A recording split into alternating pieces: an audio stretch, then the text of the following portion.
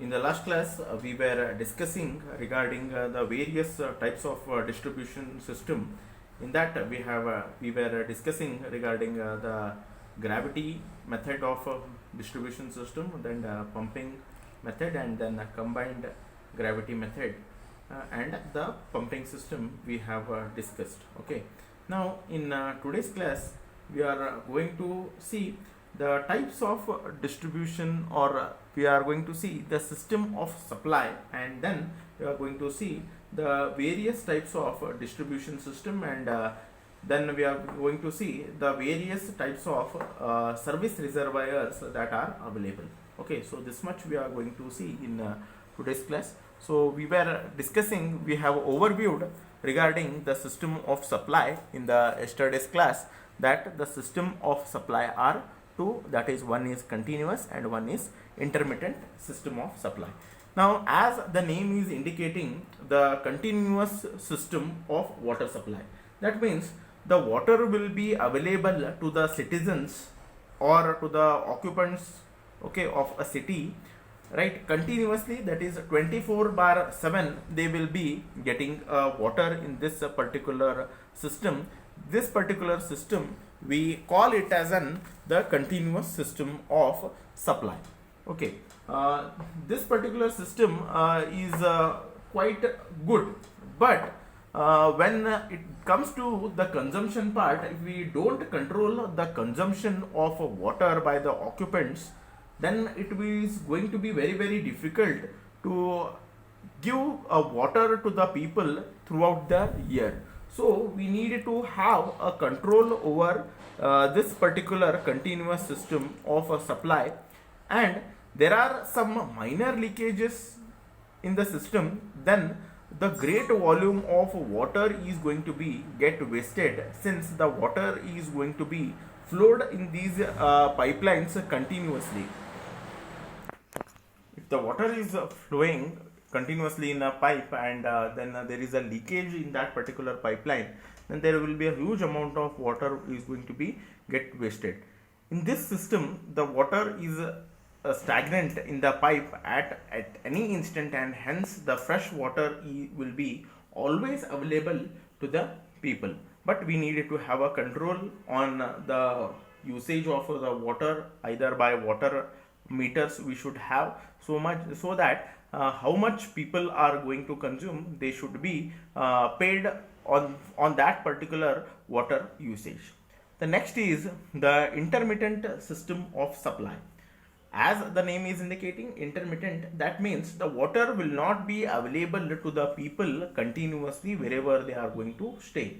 That means there will be non-continuous water supply will be there. Might be if we are going to have today for 2 hours of water supply or 4 hours of water supply, then again might be after 2 to 3 days or 4 days, or might be even it might be tomorrow also, but it is depending upon the availability of water in the reservoirs, and according to the population we can have this. This system is normally in practice. Okay, and since the water is not available continuously, the people will also use it very wisely, and they won't waste it. Okay, so this particular system of supply is usually it is practiced in India. This method is adopted when either sufficient pressure is not available, and when sufficient quantity of water is not available. Under these conditions, various distribution zones of the city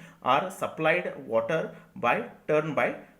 Now, this particular suppose if we are going to have one particular big city, then might be one particular area in that particular city is going to get the water for 2 hours, 3 hours of a day, and then when they consume the water, then the next it is going to be given to the next area. So this is how it may be practiced in India, and actually it is a good method of a system of supply when the water is not available in a huge quantity, or there is a not pressure is not there. So this system is usually is employed in India. Okay, there we are going to have some kind of disadvantages of this particular system, that it is not going to have the fire breaks. When the fire is going to break, then if the zone during non-supply period, then rescue operations cannot be effectively done. Okay, suppose if there is a fire accident has happened in that particular area, and if the water is not available, that means due to the intermittent system of supply, the water is not available in that particular area, then the rescue operation, it may be getting affected in that particular area. Okay, next is the domestic storage. The intermittent system, okay, requires the provision of a small storage tanks in individual houses, but wherein in case of your intermittent system of supply, what happens is the house can work effectively during the periods of no supply. Okay, so we need to have the good amount of storage facility should be there at our houses when we are going to use this particular intermittent system of supply. Then the pollution in supply. During non-supply period, the pressure in the supply line may fall below the atmospheric pressure. This may induce the suction through the leaking joints, and when the pipeline is near to the sewer, there is a possibility of contamination, and there is a possibility of pollution pollution in the supply line. Next is size of pipes. Okay, now greater size of pipes will be required since the water, it is going to be supplied to one particular area at a different period of time. The next point is wastage from water taps. Okay, during the non-supply period, if the water taps are kept open, then unknowingly there will be a huge amount of water is going to be wasted when there is the leakages or from the taps, it is there. Then the staff requirement. Since the valve has to be opened and closed frequently, okay, now the extra staff will be required in order to maintain the intermittent system of supply. So these are the some of the disadvantages of the intermittent system. But wherever the scarcity of water is there and less pressure is there, then we can have this particular type of the intermittent system of supply. Now next topic is we are going to see the layout of distribution system. What is this distribution system? First we need to understand, and then we'll go for the layout and the types, different types in it. Now water that is laid, that is your pipeline is laid in whatever format. Okay, when it from the treatment plant, the water will be given to the city. Okay, when it comes to city, in one particular area, how the pipelines are going to be laid down in that particular area, that we call it as the distribution system. Okay, so here in the distribution system, we are going to have these particular four types, that is dead end system or tree system. Next is grid iron system or your reticulation system. Third is the circular system or the ring system. Fourth is the radial system. Okay, in the dead end system, okay, this particular system we call it as the dead end system. Here you can see there is a diagram over here. This particular diagram, whenever you will be asked regarding the different types of a distribution system, you need to mention with the diagram, you need to explain. Okay, now here I have given some of the nomenclature. SM stands for, here SM, B is there, SC is there. Okay, SM stands for the service main. Okay, here when the main line is going, and then it is going to be divided into the branches. So when it is going to be divided into the branches, it is called as a service main. Okay, now branch. Okay, it is given as a B is designated from the service main. It is going to be divided into the branches. So that is, we are going to designate it as B. Then SC stands for service connection. Okay, service connections mean wherever we are going to have the connection, then we call it as a service connection. CV is cut-off valve. I think you can see the CV at the end. Here the CV valves are at the end of that particular system, or whenever we don't want to give the system of supply, then if we close this CV wall, cutoff wall, then the water will be stopped at that particular area. Now we'll see what is dead-end system or the tree system. In this system, one main line runs throughout the center. Okay, here we are going to have this main line which is darkened. It is going to be run at the center. Okay, and sub mains take off from this to both the sides. The sub mains, okay, that is SM, service mains or sub mains, will be taken from that particular main lines. The sub mains is divided into the several branch lines. Okay, as this is sub main, it is going to be divided into that B, I have told, that is into the divided into the branch line. Thus the entire distribution area is covered by, okay, pipelines running like a tree. Okay, why it is named as a tree system or dead end system is it is running like a tree which is going to have the various kinds of branches. Okay, there are no cross connections between the branches and the sub mains. Okay, here in this system we don't find any of the cross connections. Due to the several dead ends, there is accumulation of a sediment is possibility is there, since we are going to have the sediment, the dead ends, too much dead ends. At these particular dead ends, there is a possibility of accumulation of the sediment is possible. Okay, and we can have some of the main points regarding the advantages regarding the dead end system is that design calculation are very simple and easy, and also to determine the discharge and pressure in each pipeline we can calculate it very accurately. Next is that pipe diameters are to be designed to the population likely to be served by them, and this leads to cheap and economical design. The laying of pipe is also very simple. The number of cutoff walls employed in the system are very less, as you have seen in the diagram. Now we are going to see some of the disadvantages. Due to the number of dead ends in the system, there is a stagnation of water, and due to that there is a possibility of accumulation of the sediment. A large number of score walls are required. Okay, there is a large number of score walls are required at the dead end. Also, the staff required to open these walls are periodically it is required.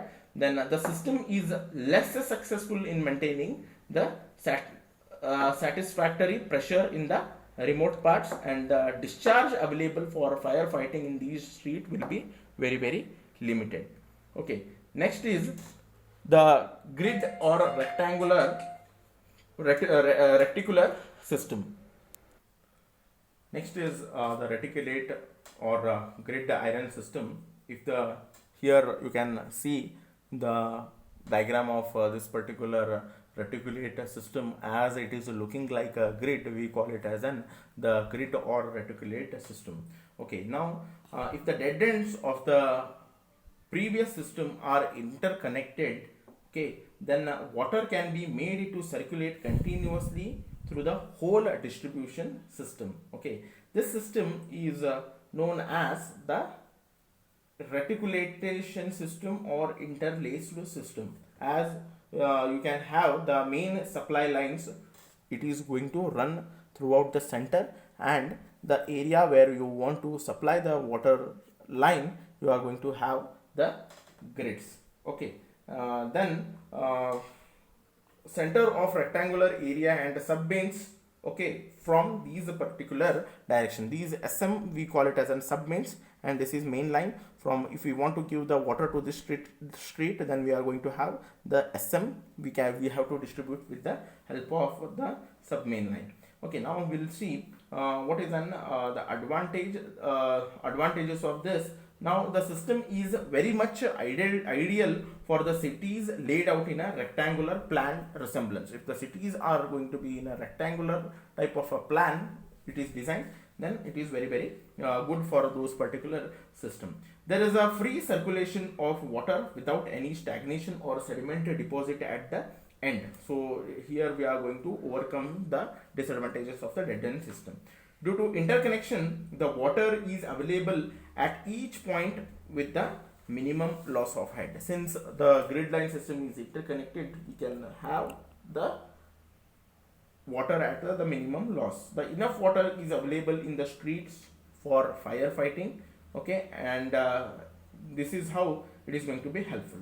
In case of repairs, only a small area of the distribution. Suppose if there is a repair is there in this particular area, then we can close this particular valve and then we can have the repair at this system, so that entire system is not going to be affected in this particular reticulate system. Okay, then a large number of we are going to see some of the disadvantages are, as here you can see the dotted lines are nothing but the walls. Okay, we need to have too many number of cutoff valves in this particular system. Okay, this system requires longer pipe length and bigger diameter. Then the cost of laying pipe is more, as we are going to have the different type of different types of cutoff walls are required. Many number of cutoff walls are required. The thing is, it is going to increase. There is an increase in the budget. Next is the circular or ring type system. The next thing you are going to see is the circular or the ring type of a system. It is nothing but the next method system, distribution system. Okay, now as the name is indicating here, it is circular in nature, or it is a ring type of a system is there. In this system, the main supply line, it is going to form the ring. Okay, here you can see the water is coming like this way, and then it is going to enter, and then it is going to the next. Okay, the main line will be in the all four directions. From here it starts, it continues here, then it is going to be end here. Okay, then the branches are interconnected with to the mains and also with each other. Okay, then the system is most suitable for the town having very well planned streets and road. The system possesses having the advantages and disadvantages of the grid system. Whatever the advantages and disadvantages of the grid system are there, that we are going to have it. The next is we are going to see the grid or the radial system. Okay, this we call it as the radial system. This is the diagram of the radial system, and this is the dotted ones are the distribution reservoir. So it should centrally located, and from here the distribution is going to happen from the center line. Okay, DR stands for distribution system. The system is it is just a reverse of a circular system. Okay, the whole area, it is divided into the number of distribution district, that is distribution regions. Each district has a centrally located DR. DR stands for distribution reservoir, from where the distribution of the water is going to happen, and radially towards the periphery of the distribution system. Okay, the system gives the quick service without much loss of head. Okay, so this is regarding your radial type of a system.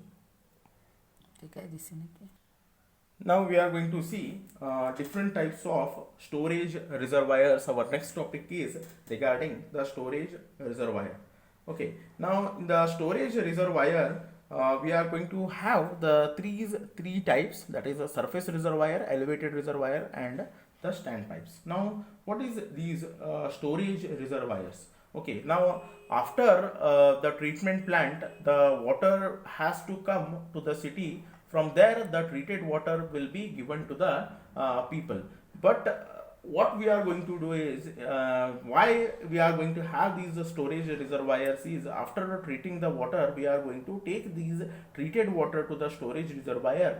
From storage reservoir, it is going to be distributed to the people or the beneficiaries. Okay, so in order to have the large amount of storage, as it is going to require to give service to the people who are going to be in a very good amount, so these particular storage reservoirs are required. Okay, so these reservoirs, some of them are surface reservoirs, some are the elevated reservoirs, and some are the standpipes. Now we will see regarding the surface reservoirs. Surface reservoirs are made mostly of masonry or concrete.